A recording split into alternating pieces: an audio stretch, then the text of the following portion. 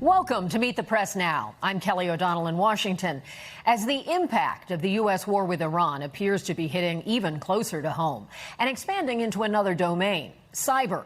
Government officials are investigating a cyber attack targeting municipal water systems in at least 7 states, prompting the FBI and the EPA to warn utility companies nationwide that hackers are trying to disrupt critical water infrastructure. That warning coming after hackers targeted dozens of water systems across Minnesota. A senior law enforcement official says the incident bears the hallmarks of Iranian meddling. But today, during his cabinet meeting at Camp David, the president denied it was Iran and blamed Minnesota and the state's Democratic governor, Tim Walz, for the cyber attack. We heard in Minnesota there was a cyber attack, and they blame it on Iran. I don't think so. I blame it on Minnesota because they're grossly incompetent. There was a cyber attack of 30 water plants, and I would blame it on Minnesota and the governor, the corrupt governor of Minnesota. They like to say, oh, it was Iran. Iran should be so lucky. Iran's got bigger problems than worrying about Minnesota. I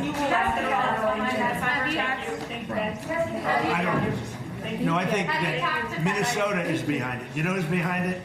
Minnesota, because they're grossly incompetent. I think the governor's behind it.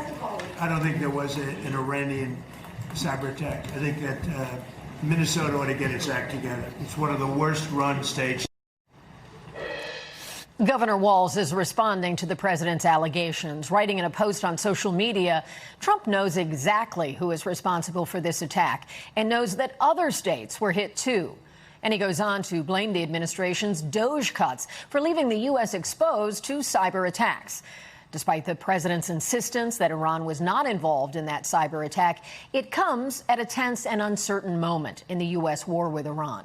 The president has repeatedly threatened to bomb Iran's civilian infrastructure, including its water desalination plants. And with the war now in its 6th month, the president acknowledging today that Iran still maintains some of its military capabilities. They're being decimated. They have no Navy, they have no Air Force, they have no anti-aircraft. Doesn't mean they don't have any capability. They have some, but very little.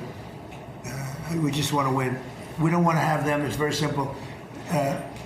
They cannot have a nuclear weapon. We'll be hitting them. We'll be hitting them very hard. And at some point, they're going to say, we just can't take it anymore. On Iran, Mr. President, you said they do have some capabilities left. No. Should Americans be prepared for these back and forth attacks to continue until Iran simply isn't able of striking back? They'll get weaker. They'll get a little stronger maybe now, but they'll get weaker, and then they peter out.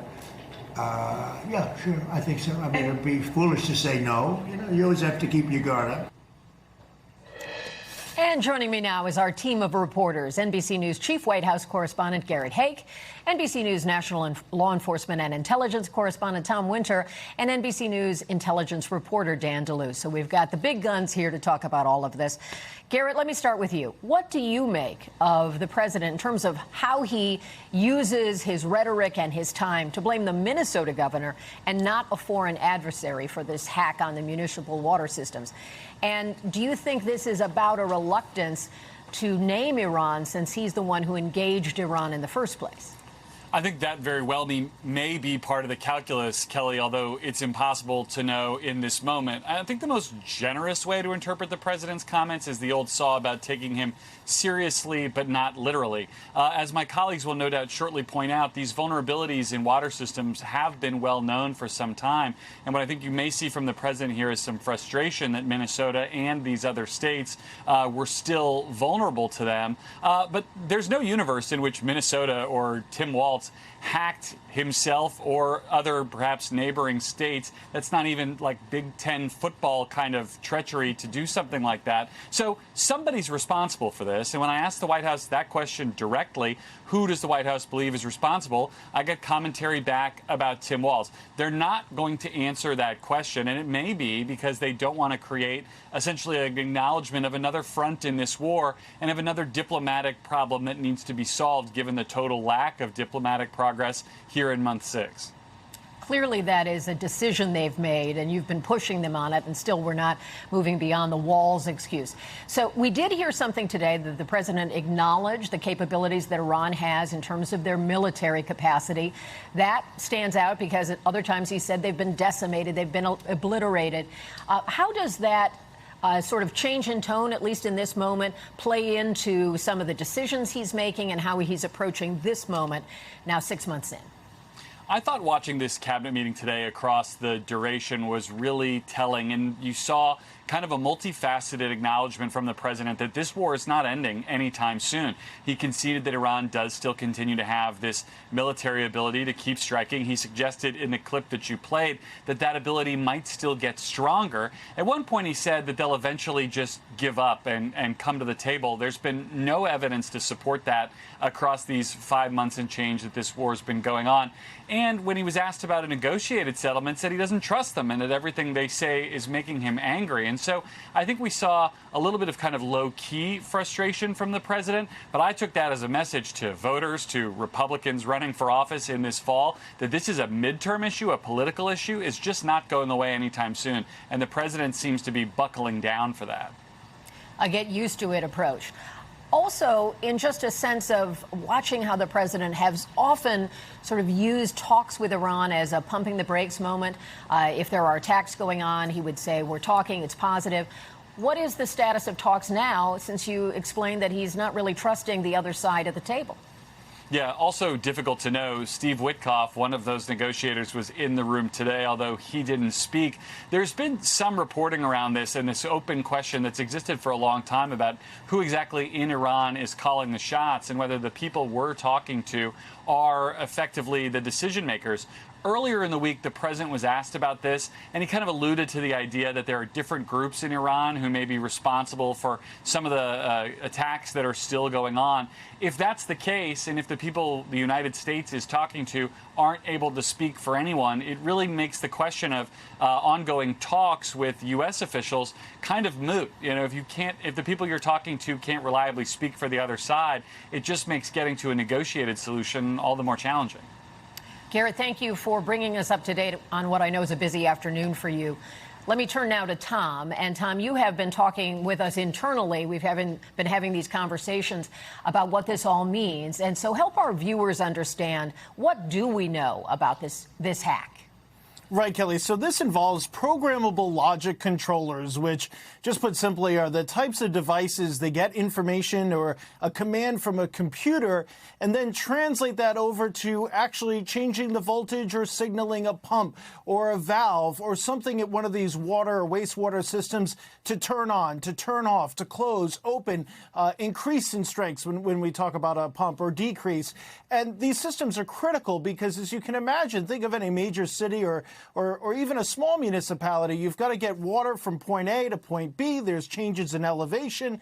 And so these systems all work in concert with each other to be able to deliver water or to be able to get wastewater out of your home or out of your office and into a treatment plant. What happens here is that when somebody is able to hack one of these PLCs, as it's called, and it's a device that's only about this big by this big, when somebody is able to hack into one of those, they can then start to say, okay, a pump was running at 100%. Now we're going to drop it to 0, or we're going to open up a valve, or we're going to change something in it. And what we're told here is the cyber group that appears to be affiliated with Iran was able to go in and change the username and password for these PLCs, redirect those PLCs to a different IP address, allowing this cyber group to take over. And according to a memo released by Wisconsin and published by our colleague Ben Goggin at NBCnews.com, who's written extensively on this afternoon, apparently there were warning alarms that went off in Minnesota in some of these water plants, and law enforcement had to be called as pressure started to drop. So this could have been quite serious in this instance, Kelly. And when you describe the identifying the IP address and the changing of information, that's, I'm presuming, part of how officials know or believe they know Iran is involved. Is that fair?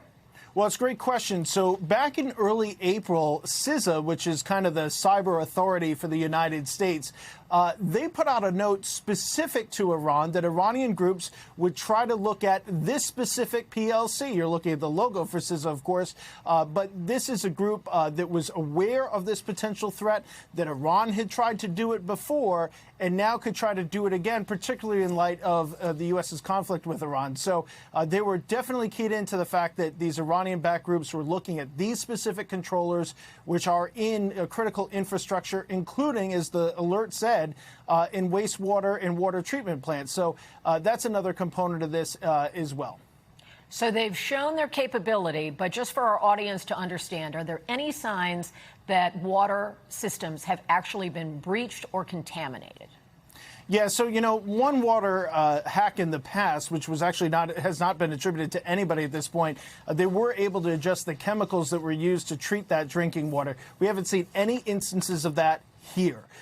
Really, the biggest problem is that they would drop the pressure potentially so low that other water could seep through pipes. That's actually a thing, and that water might not be treated, so that's why you get a boil water advisory. Well, whenever you get a boil water advisory, obviously health officials say you should heed that warning. We're not seeing anything that goes beyond that. We're not seeing any sort of widespread polluting or contamination of the water supply in Minnesota, and we have no reports from any other states. We're still trying to figure out those 6 other states, Kelly, but we have no other reports that there's anything been significant along those lines. But obviously, given the fact the president has certainly not turned off, as you heard from Garrett, the possibility of further military action, this is obviously something we're going to be following. Thank you so much for that, Tom. Let me turn to Dan now. And Dan, you have been looking at how do we know where this comes from, and what are officials seeing that suggests Iran? Well, I think Tom just explained it very well, which is there are these ways to tell who's behind it, and then it's very much their playbook. This is not really new. This is a skill set they have. That's right. Iran is one of the major cyber threats to the U.S. And the U.S. intelligence agencies have said that openly, and that they're getting more aggressive. And there were these warnings, public warnings, just a week ago saying, look out, Iran might try to do this. And keep in mind that the U.S. and Israel have bombed Iran, including bridges, other infrastructure. So for Iran, they're trying to find ways to escalate, to retaliate, to send a signal to the White House that if you continue this war, we have ways to inflict costs on you. So I think this is very much what was expected and what was warned about as soon as this war started in February. That brings up the idea of, if you have, through your reporting, been able to get that insight from officials, one would think that the president's brief on what's happening in the world today would have included discussion of Iran. And yet he did not say it publicly, and he is talking about Minnesota. Are you confident that there is a consensus among the people you're talking with who would get that information of the president? I think so. I think the information, I think intelligence does reach the president. That's what I've been told, and other people have been told. How he chooses to portray it, as you and Garrett were discussing. Sure, how he is a consumer of it is another matter. And it is this incident, this episode, and keep in mind, it's not just Minnesota, right? It's other states, and we're waiting to hear more. This is another example for ordinary Americans about the war, that the war is not over. It's now 6 months in, and it is potentially bringing more costs, not just at the gas pump or at the market, but now possibly complicating water systems. I should add one more thing, which is that China has demonstrated it can penetrate all of our country's infrastructure. And previous administrations have warned about this. And so they have sent a message to the U.S. If there's a conflict with China and the U.S., they could hold at risk our infrastructure. They're all stars in the realm of cyber hacking and so forth.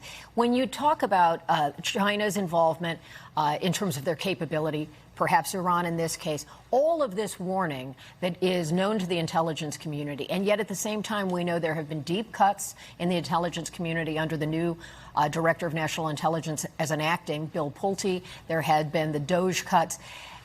How do you think there might be an interface between the capabilities to track this and where we are right now? That's a really good question, and I think a lot of former officials and people in private industry they'll say they're concerned because a lot of experienced civil servants and experts left the room. They retired early. They were fired, especially at the cybersecurity agency that Tom was talking about. They're responsible for domestic cybersecurity. They've had hundreds of people fired or laid off. So it raises a question, are we lacking manpower at the moment? Well, to both you, Dan, and Tom, thank you so much for your expertise on this and your deep reporting. I know you've been working it hard. We thank you for watching, and remember, stay updated on breaking news and top stories on the NBC News app or watch live on our YouTube channel.